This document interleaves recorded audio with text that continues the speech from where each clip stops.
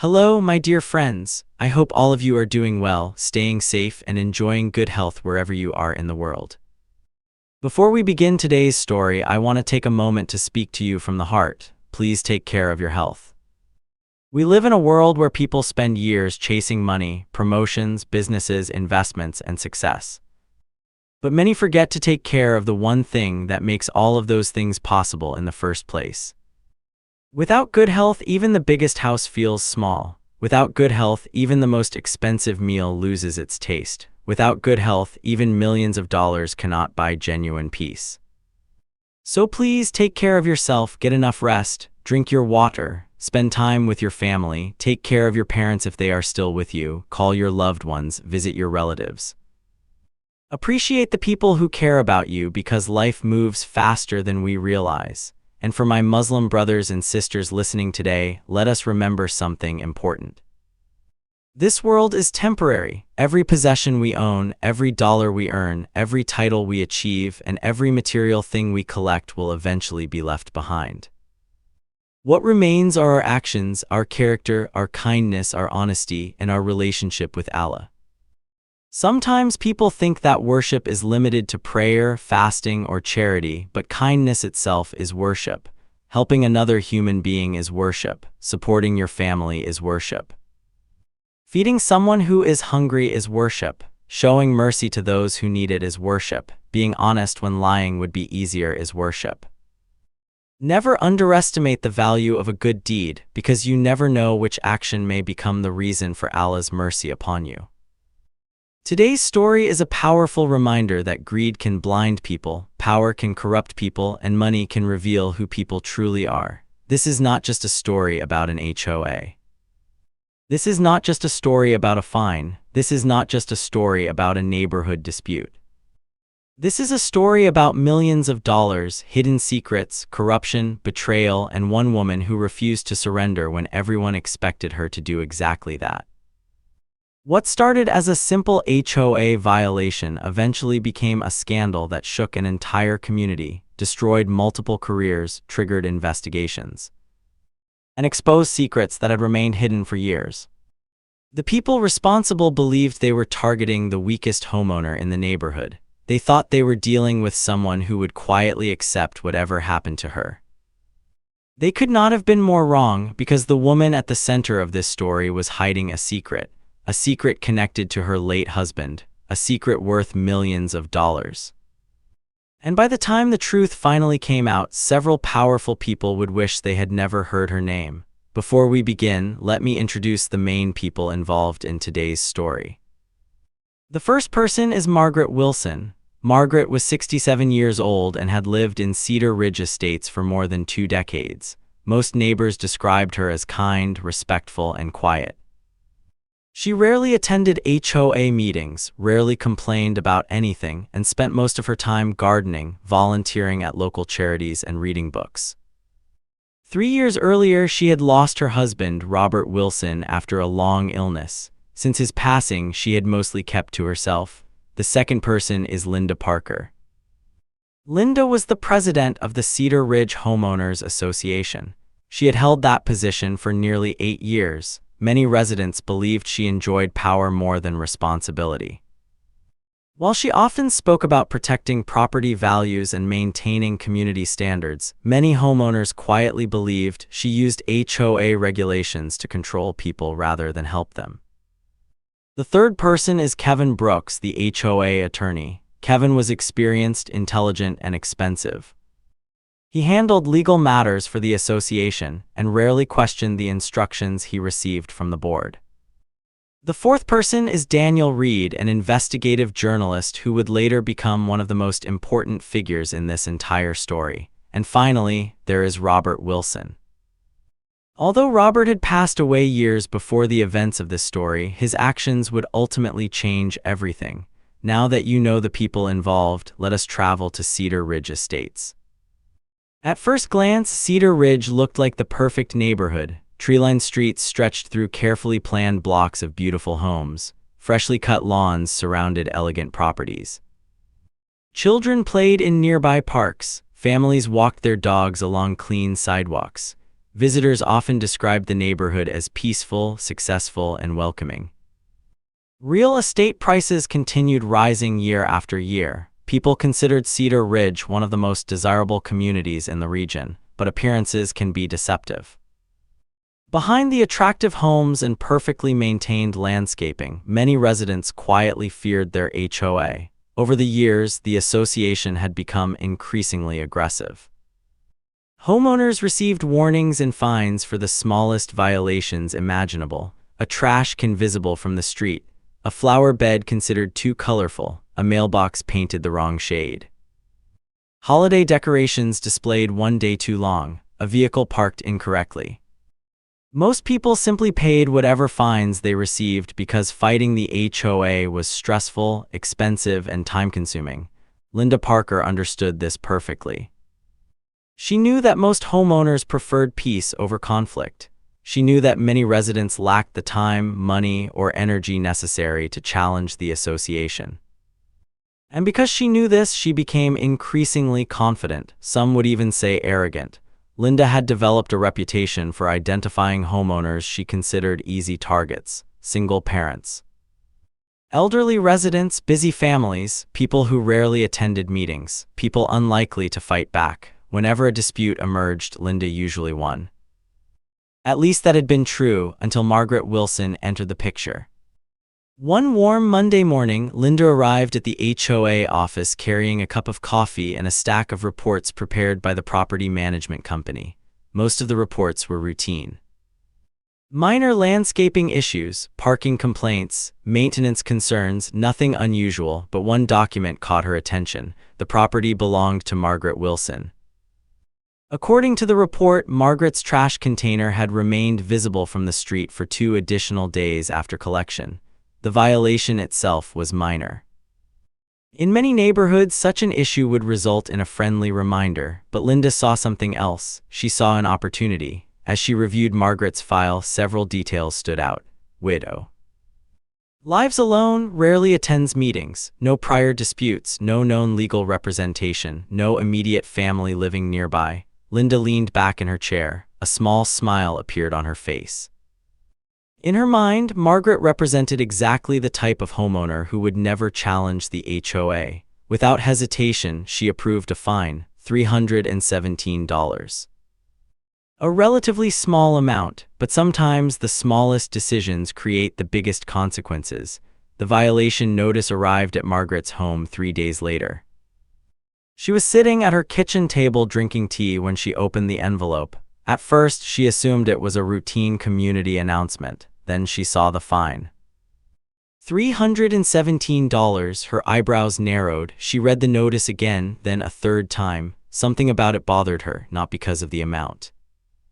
Margaret could easily afford $317. What bothered her was the principle. She clearly remembered placing the trash container exactly where it belonged. She rarely broke rules. She was careful, organized, responsible. The accusation did not make sense. For several minutes, she sat quietly reviewing the document. Then she stood up, walked to a nearby cabinet, and removed an old notebook. Inside the notebook were years of records: community notices, maintenance receipts, property documents, photographs, notes. Robert had taught her to document everything. At the time, she had considered it an unnecessary habit. She had no idea how important that habit was about to become. As she searched through her records, she found something interesting: a photograph taken on the date mentioned in the violation notice. The image clearly showed her driveway, her front yard.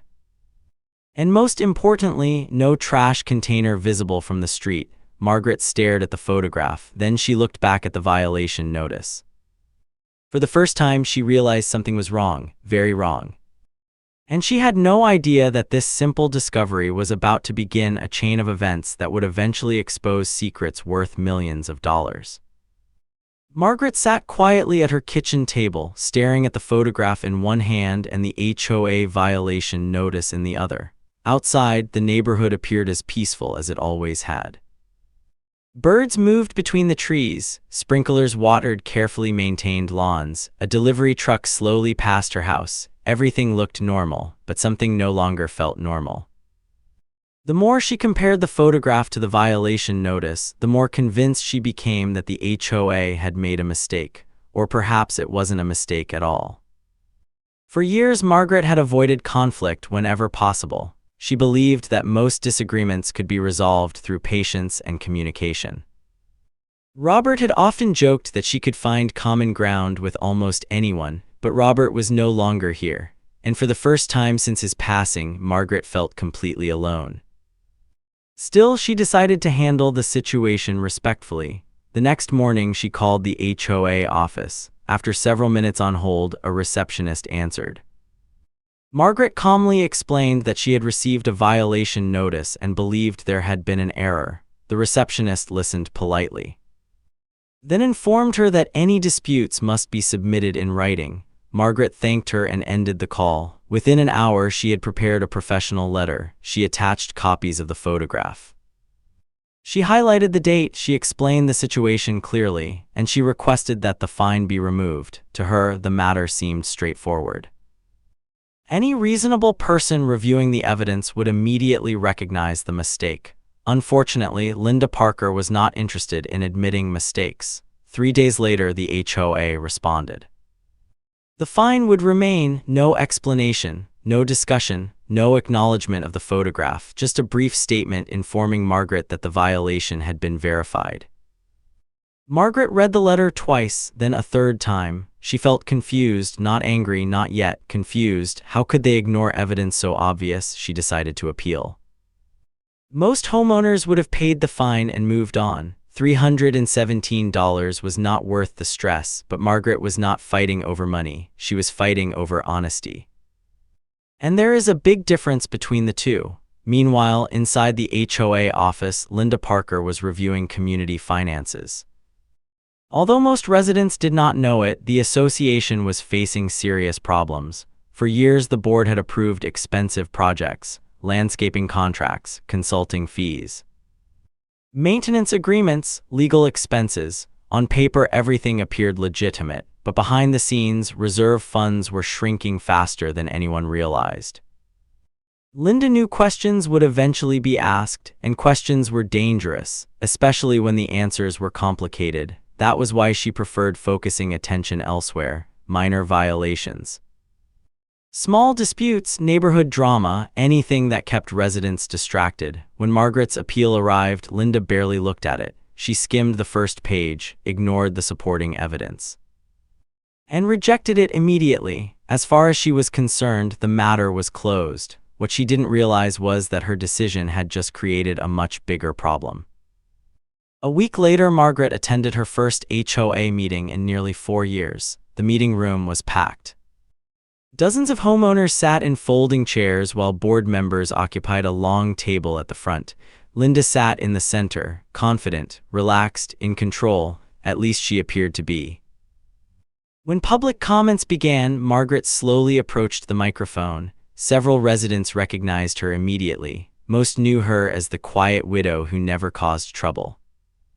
The room became noticeably quieter. Margaret spoke calmly, respectfully, professionally. She explained the violation, presented the photograph, and asked the board to explain why her evidence had been ignored. For several seconds, nobody spoke. Then Linda leaned toward the microphone. "Mrs.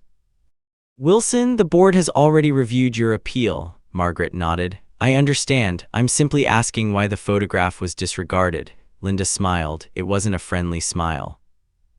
It was the kind of smile people use when they believe they have already won. The violation was verified by management. Margaret remained calm. "Verified how?" Linda's smile disappeared. "The board considers the matter closed." A few residents exchanged glances. Something about the interaction felt strange. Margaret wasn't being aggressive. She wasn't shouting. She wasn't causing a scene. She was asking a simple question, and nobody seemed willing to answer it. For the first time, a small crack appeared in Linda's carefully maintained image. After the meeting, several homeowners approached Margaret privately. One resident mentioned receiving a questionable fine months earlier.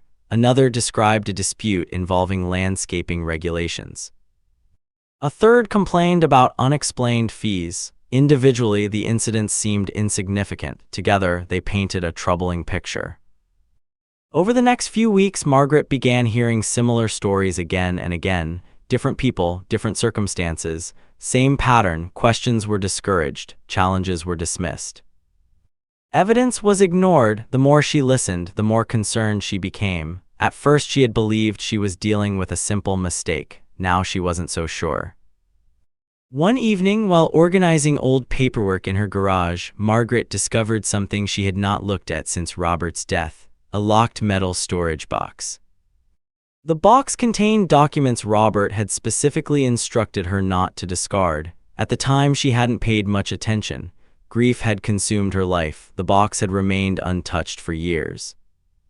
As she lifted it onto a workbench, memories flooded back. Robert had always been meticulous. Every receipt, every contract, every financial record, everything was documented, everything was organized. Sometimes she teased him about it. Now she wished she had paid more attention. Using a small key taped underneath the lid, Margaret unlocked the box. Inside were dozens of folders. Most contained property records, insurance documents, tax information, nothing unusual. Then she noticed a folder labeled Cedar Ridge HOA. Her heartbeat quickened. Robert had never mentioned maintaining a separate file on the HOA. Curious, she opened it. The first few pages contained meeting notes, budget summaries, community correspondence. Again, nothing unusual. Then she reached a handwritten note, a note written in Robert's unmistakable handwriting. The date was approximately 18 months before his death.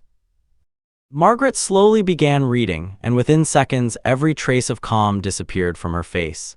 The note contained a sentence she never expected to see, a sentence that would change everything. It read, "If anything happens to me before I finish this investigation, the evidence is stored separately. The HOA financial records do not match the public reports." Margaret froze. She read the sentence again, then again. Investigation, evidence, financial records. What investigation? Robert had never mentioned any of this, not once. Suddenly, the $317 fine seemed insignificant, because for the first time, Margaret realized that Robert may have been looking into something much larger.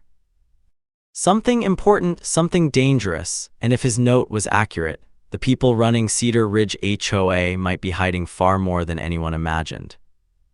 As the sun disappeared beyond the neighborhood, Margaret continued searching through the contents of the box.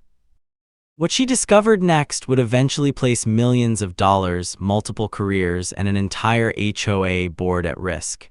And the worst part: she still hadn't found the evidence Robert was talking about, but she was getting closer.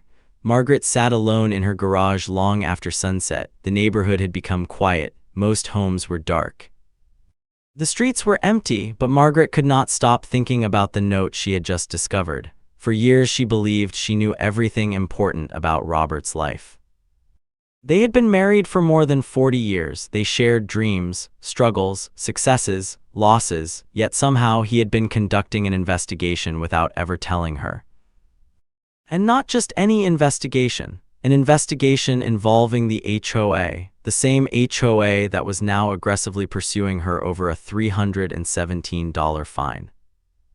The timing felt impossible to ignore. Slowly, she continued searching through the box, folder after folder, document after document. Most contained ordinary records, nothing suspicious.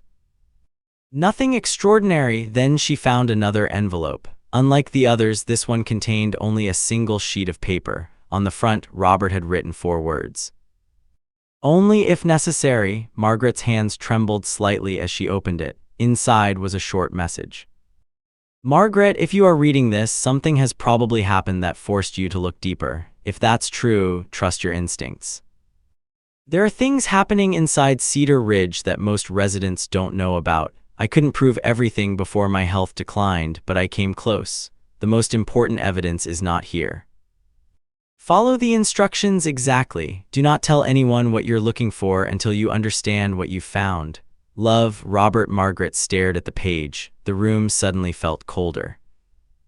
She had expected answers. Instead, she had found more questions. What evidence, what instructions, and why had Robert been so secretive?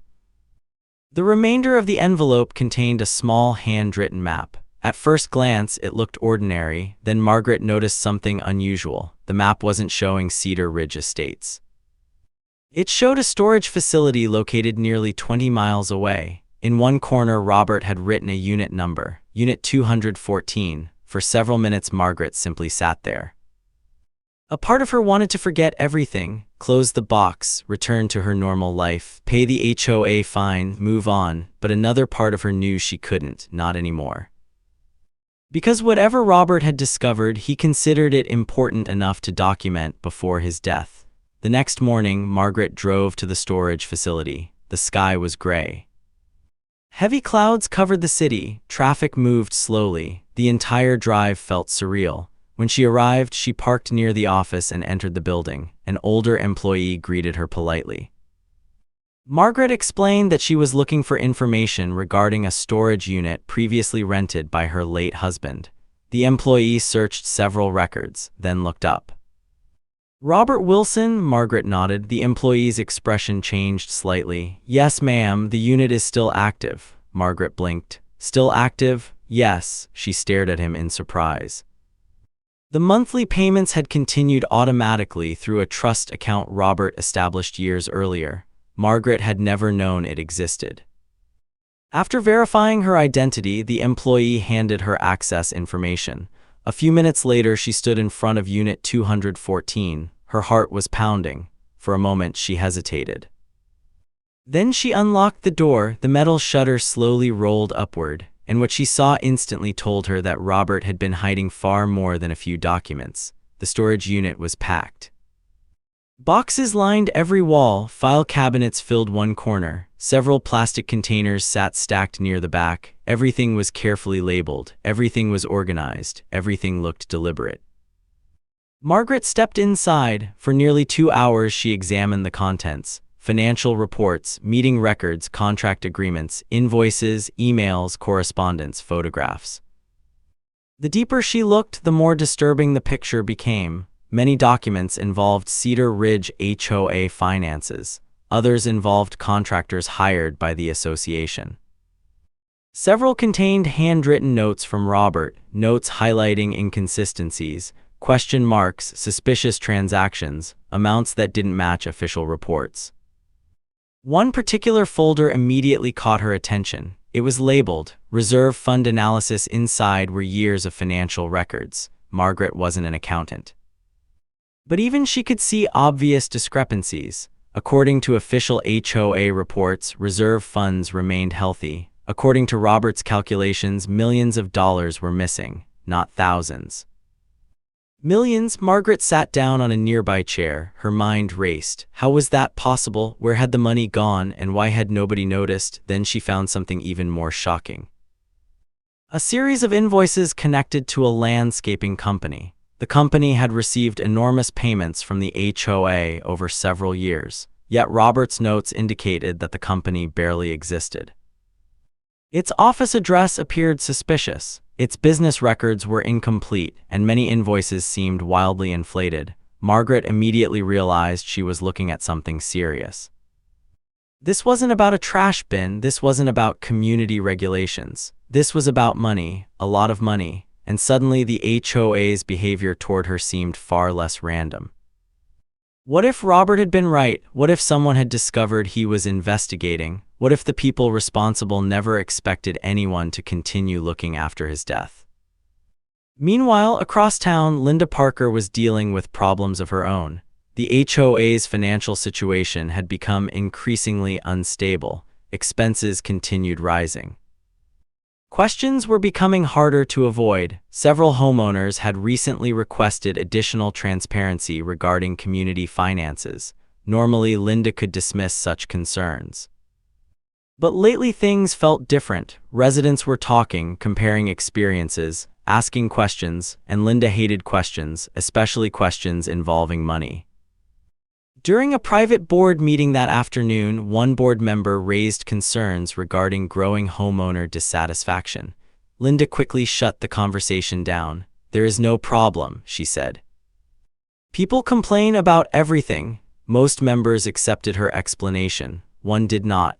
a retired financial manager named Thomas Green remained unconvinced. For months, he had quietly reviewed association reports. Certain numbers bothered him, certain explanations made little sense. Until now, he had kept those concerns private. But he was beginning to lose confidence in the information he was receiving. Unfortunately for Linda, Thomas wasn't the only person paying attention. Back at the storage unit, Margaret continued reviewing Robert's files. Near the bottom of a cabinet, she discovered another envelope. Unlike the others, it was marked with bright red ink. Important do not destroy. Inside were photographs, dozens of them. At first they seemed unrelated: parking lots, restaurants, office buildings, vehicles, people meeting, people talking, people exchanging documents. Then Margaret noticed a familiar face: Linda Parker. Several photographs showed Linda meeting privately with individuals connected to companies receiving large HOA contracts. Some meetings appeared entirely innocent, others did not. One photograph showed Linda entering a restaurant with a contractor. Another showed her leaving nearly 3 hours later carrying a thick folder. Robert had written dates beneath every image. Notes beside several photographs suggested those meetings occurred immediately before large contracts were approved. Margaret slowly placed the photographs back into the envelope. For the first time, genuine fear entered her mind, because if Robert's suspicions were correct, he hadn't uncovered simple mismanagement. He may have uncovered corruption. And corruption involving millions of dollars rarely stays hidden forever. The question was no longer whether something suspicious had happened. The question was who else knew. And as Margaret prepared to leave the storage facility, she noticed something she had overlooked earlier. Taped beneath one of the shelves was a final handwritten note. A note that would completely change the direction of the investigation. The note contained only one sentence: Daniel Reed already knows part of the truth. Margaret had no idea who Daniel Reed was. But she was about to find out, and that meeting would set in motion events that nobody involved would be able to stop. Margaret barely slept that night. The photographs, the financial records, the missing money, the suspicious contracts, everything continued replaying in her mind. For years, she had believed Robert spent his final months quietly managing his health and preparing their affairs. Now she was beginning to realize he had been doing something else entirely. Something much bigger, something far more dangerous. As sunlight entered her kitchen the following morning, Margaret placed the handwritten note on the table and stared at the name written on it. Daniel Reed's, that was all Robert had left. No phone number, no address, no explanation, just a name. Fortunately, it did not take long to find him. A simple internet search revealed that Daniel Reed was an investigative journalist who had spent nearly 20 years exposing corporate fraud, political corruption, financial crimes, and public scandals. His articles had appeared in major newspapers. Several had even resulted in criminal investigations. Margaret immediately understood why Robert might have contacted him. If someone was uncovering corruption involving millions of dollars, Daniel Reed was exactly the kind of person they would trust. After several hours of hesitation, Margaret finally called his office. She expected voicemail. Instead, Daniel answered personally. His voice sounded professional but cautious. Margaret introduced herself. The moment she mentioned Robert Wilson's name, complete silence filled the line. Several seconds passed, then Daniel spoke. Margaret Wilson? Yes. Another pause. I've been wondering if this day would ever come. Margaret felt her heart skip a beat. What do you mean? Daniel exhaled slowly. I think we should meet. 3 hours later, they sat across from each other in a quiet coffee shop. Daniel appeared to be in his early 50s, calm, observant, intelligent. The type of person who seemed to notice everything. After a few minutes of conversation, Margaret finally asked the question she had been carrying all day. How did you know Robert? Daniel leaned back. For a moment he looked almost sad. Your husband was one of the most determined people I've ever met. Margaret listened carefully. Daniel continued. About 4 years ago, he contacted me after noticing inconsistencies in Cedar Ridge HOA financial reports. Margaret nodded. That matched what she had discovered. At first I assumed it was a minor community dispute. Then Robert showed me documents. Daniel paused.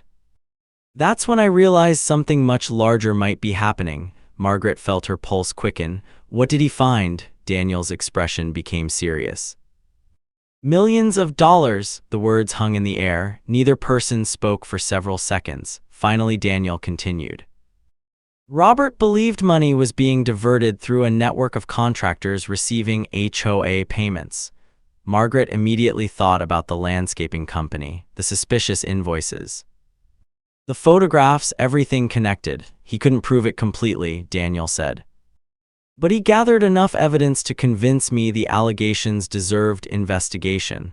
Margaret looked down at her coffee. What happened? Daniel's face darkened.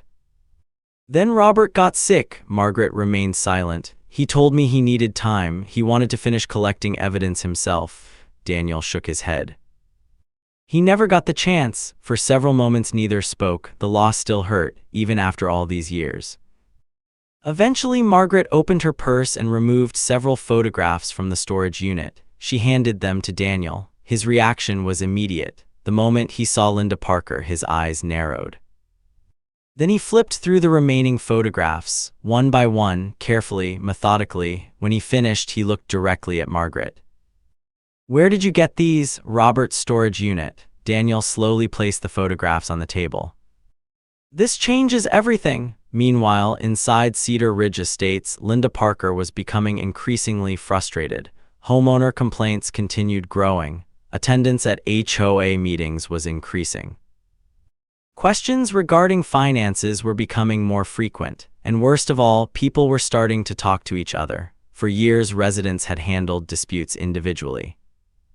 Now they were comparing experiences, sharing stories, identifying patterns. The atmosphere was changing. Linda could feel it. She just didn't understand why. What she didn't know was that her biggest problem was no longer the residents. Her biggest problem was information. Because once questions begin spreading, answers eventually follow. Back at the coffee shop, Daniel spent nearly 2 hours reviewing the materials Margaret had brought. The more he examined them, the more concerned he became. Several contracts appeared suspicious. Multiple payment records contained inconsistencies. Certain companies seemed connected through overlapping ownership records. Others appeared to exist only on paper. Daniel had investigated corruption for decades. He recognized warning signs when he saw them, and these records contained plenty of warning signs. Then he discovered something that immediately caught his attention: a payment authorization form. At first glance, it appeared ordinary, but one signature looked strange. Daniel compared it to several other documents, then another, then another. His expression changed. What is it? Margaret asked. Daniel looked up. I think this signature may be forged. Margaret froze. What? Daniel pointed toward the document. The handwriting doesn't match. He compared it against other examples. The difference became obvious. If Daniel was correct, someone had authorized large payments using falsified signatures. That wasn't unethical. That wasn't improper management. That was potentially criminal. For the next several weeks, Margaret and Daniel worked quietly, very quietly. They reviewed records, organized evidence, cross-referenced contracts, analyzed financial statements. The deeper they looked, the more troubling the picture became. According to their findings, millions of dollars appeared to have disappeared over several years. Some funds flowed through contractors, others through consulting agreements. Several transactions lacked supporting documentation entirely, yet one question remained unanswered: who was responsible? Linda Parker appeared connected to many suspicious decisions, but suspicion alone wasn't enough. Daniel needed proof, real proof, the kind that survives lawyers, investigators, and courtroom scrutiny. Then one afternoon, everything changed. While reviewing archived county records, Daniel discovered something astonishing. One of the companies receiving major HOA contracts was secretly owned by a relative of a current board member. The relationship had never been disclosed. The contracts had never been questioned. And the payments exceeded $2 million. Daniel stared at the screen, then checked again, then a third time. The records were clear. This wasn't coincidence. This wasn't poor oversight. This was evidence, actual evidence. For the first time, they had something concrete, something verifiable, something dangerous. Daniel immediately called Margaret. When she answered, he got straight to the point. "We found our first major break." Margaret listened carefully. After hearing the details, she sat down. Her hands trembled slightly. Because the scale of what they were uncovering was becoming impossible to ignore. This wasn't a small-town HOA scandal anymore. This was becoming a multi-million-dollar corruption case.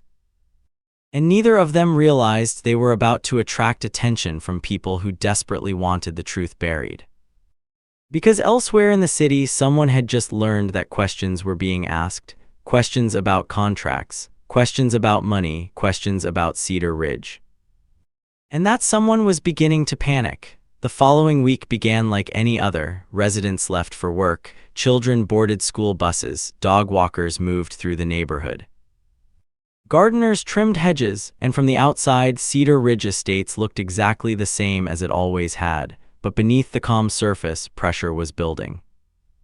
The kind of pressure that develops when dangerous secrets remain hidden for too long. Margaret could feel it. Daniel could feel it. And somewhere behind the scenes, the people responsible were beginning to feel it too. 3 days after discovering the undisclosed company ownership records, Daniel arrived at his office earlier than usual. He planned to continue reviewing financial documents. But before he could even sit down, he noticed something strange. His assistant looked nervous, very nervous. "What's wrong?" Daniel asked. The assistant handed him an envelope. "No return address," Daniel frowned. Anonymous mail wasn't unusual in his profession, but something about this envelope felt different. Inside was a single sheet of paper, nothing more, no signature. No explanation, only one sentence. "Stop looking into Cedar Ridge before someone gets hurt." Daniel stared at the message, then read it again. Most people would have been alarmed. Daniel wasn't. At least not immediately, because after 20 years in investigative journalism, he had learned something important. People rarely send warnings when there is nothing to hide. The message didn't discourage him, it confirmed his suspicions. Someone was scared, very scared, and scared people make mistakes. Meanwhile, Margaret was organizing documents inside her home office when she noticed an unfamiliar vehicle parked across the street. At first, she ignored it. The neighborhood received visitors all the time. Delivery drivers, contractors, guests. There was nothing unusual about a parked car, except this car remained there for hours. The driver never exited, never approached a house, never interacted with anyone, just sat there, watching. When evening arrived, the vehicle finally left. Margaret tried convincing herself it meant nothing, but deep down, she wasn't so sure. The next morning, the same vehicle returned, and this time, it stayed even longer.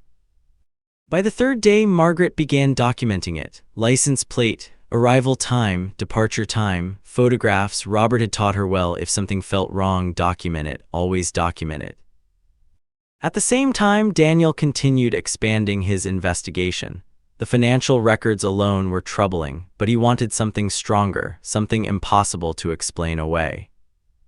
Then late one evening, his phone rang. The caller ID displayed an unknown number. Daniel answered. For several seconds, nobody spoke, then a voice finally appeared, quiet, nervous, almost whispering. "I know what happened to the money." Daniel immediately sat upright. "Who is this?" "I can't tell you." "Then how do I know you're credible?" The caller hesitated, then provided details. Specific details, contract numbers, payment dates, vendor names, information that wasn't public, information only someone close to the situation would know. Daniel grabbed a notebook.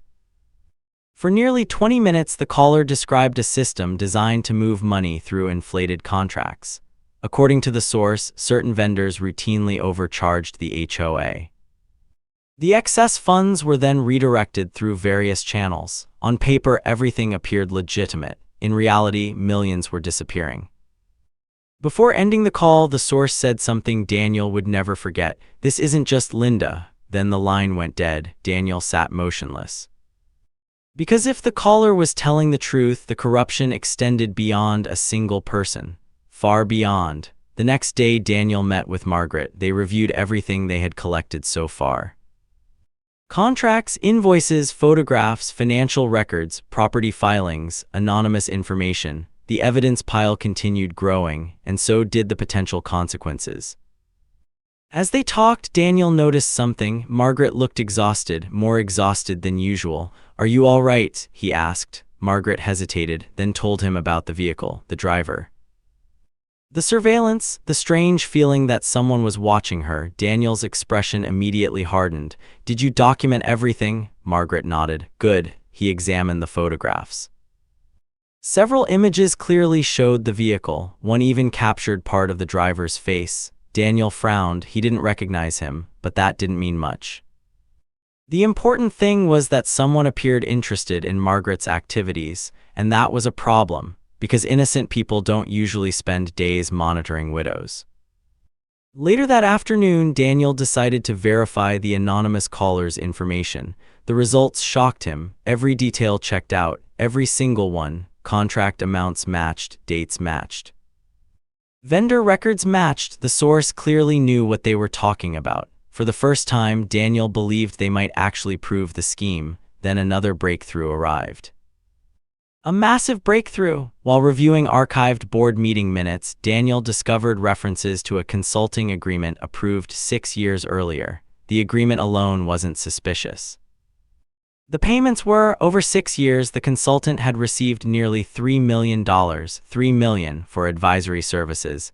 Daniel immediately searched for supporting reports, deliverables, recommendations, anything. There was almost nothing. No substantial documentation, no measurable results, no clear justification, just payments, large payments, repeated payments.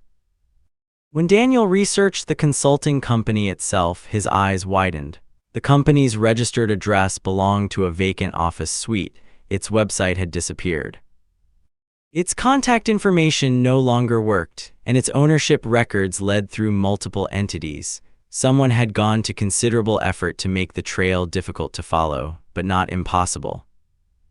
Because eventually Daniel found the connection, a connection that made his stomach drop. One of the individuals connected to the consulting company had direct ties to Kevin Brooks, the HOA attorney. The same attorney responsible for handling legal matters, the same attorney who approved contracts, the same attorney who dismissed homeowner concerns. Suddenly the picture became much larger, much uglier, and much more dangerous. That evening, Daniel received another surprise, an email, no sender name, no identifying information, only a file attachment. Inside were dozens of internal HOA emails, private communications, messages never intended for residents to see. As Daniel reviewed them, he felt a chill run through his body.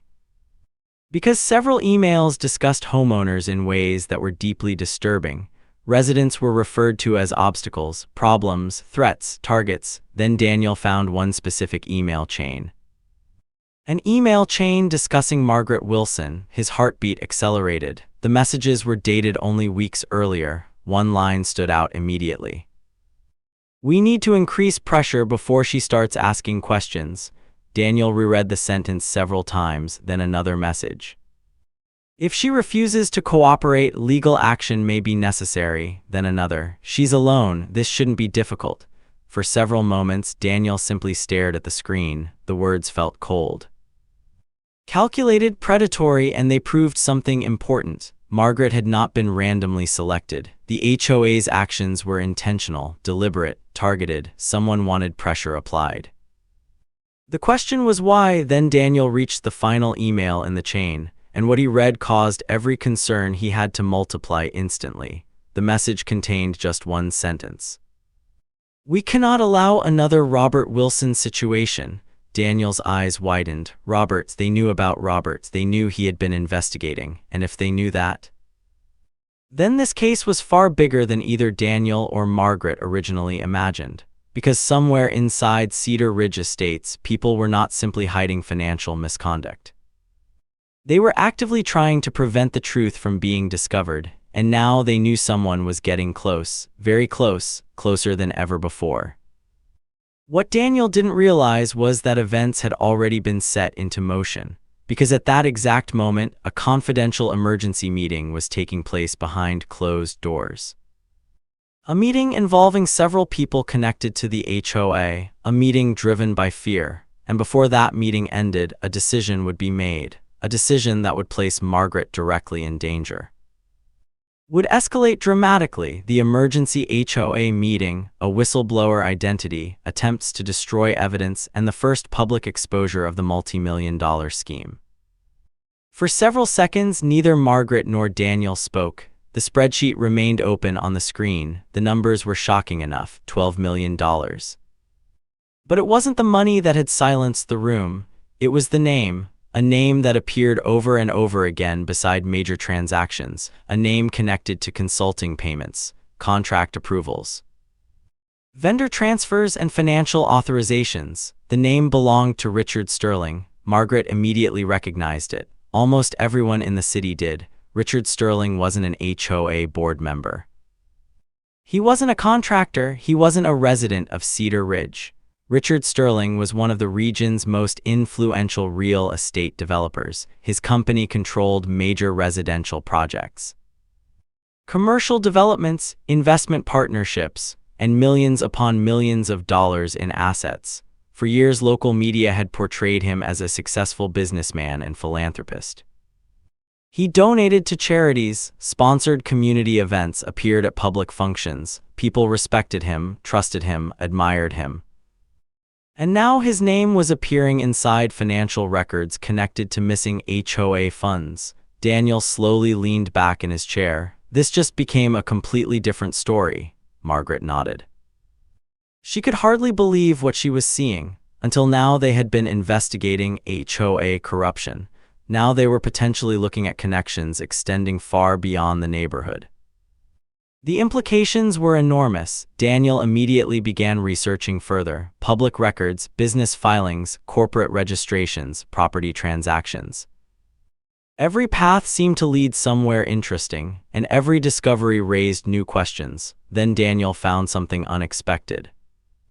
Several contractors receiving HOA payments had business relationships with companies connected to Richard Sterling, not direct relationships, indirect ones. Layers removed, but connected nonetheless. The pattern was impossible to ignore. Money flowed from HOA accounts, into contractors, into consultants, into entities linked through multiple business relationships.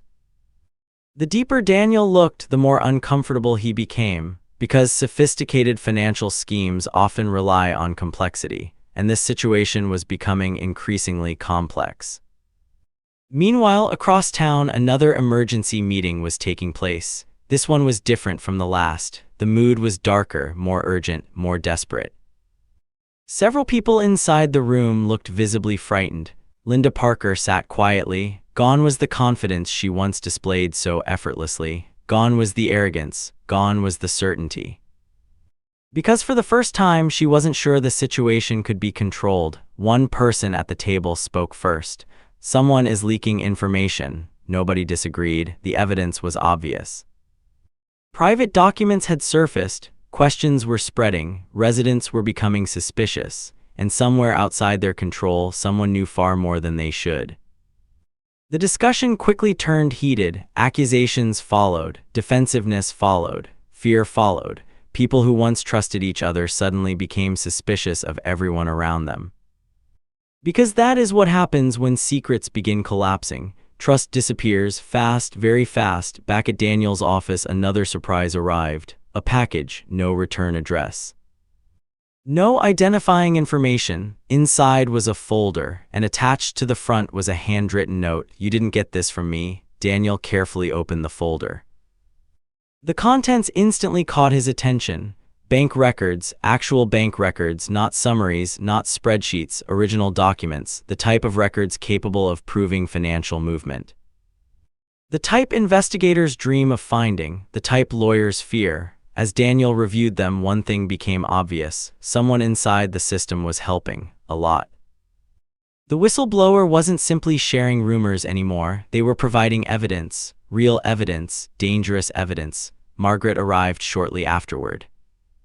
When Daniel showed her the records, she immediately understood their significance. For months, they had been assembling a puzzle. Now major pieces were finally falling into place. Several transactions matched the anonymous spreadsheet, others matched contractor payments. Many aligned perfectly with suspicious financial reports. The evidence chain was becoming stronger every day. Then Daniel noticed something strange. One account number appeared repeatedly, again and again, across multiple years, across multiple transactions. Across multiple entities, he decided to trace it. The process took hours, but eventually he reached the destination, and what he discovered left him stunned. The account connected to a holding company, the holding company connected to an investment partnership, the investment partnership connected to Richard Sterling. For several moments, Daniel simply stared at the screen. Finally, he looked at Margaret. "We just connected actual money." Margaret swallowed hard. This wasn't speculation anymore. This wasn't theory. This wasn't suspicion. This was evidence, actual evidence, the kind that changes everything. Unfortunately, they weren't the only people making discoveries. Because elsewhere, someone had realized documents were missing. Important documents, critical documents, documents that should never have left certain files, and panic was spreading. The following morning, Thomas Green received an unexpected phone call. The caller identified himself as a representative working on behalf of the HOA. The conversation seemed friendly at first. Too friendly, then the questions began. Questions about financial reports, questions about copied documents, questions about recent meetings. Thomas immediately understood what was happening. Someone was fishing for information, trying to determine what he knew, trying to determine what he had shared, trying to determine whether he represented a threat. When the call ended, Thomas felt uneasy, very uneasy. That feeling worsened later that evening, because when he returned home, he noticed something unusual. His home office had been disturbed. Not dramatically, not obviously, just enough. A drawer slightly open, a folder out of place, several papers moved. Most people might not have noticed. Thomas did because he was meticulous. The realization hit him immediately. Someone had been inside, someone had searched, and someone was looking for something. The next call he made was to Daniel. Within an hour, Daniel and Margaret were sitting inside Thomas's home listening carefully. After hearing the details, Daniel's expression darkened. This was escalating, fast, very fast. People don't break into homes looking for nothing. People don't send warnings for no reason. People don't monitor widows.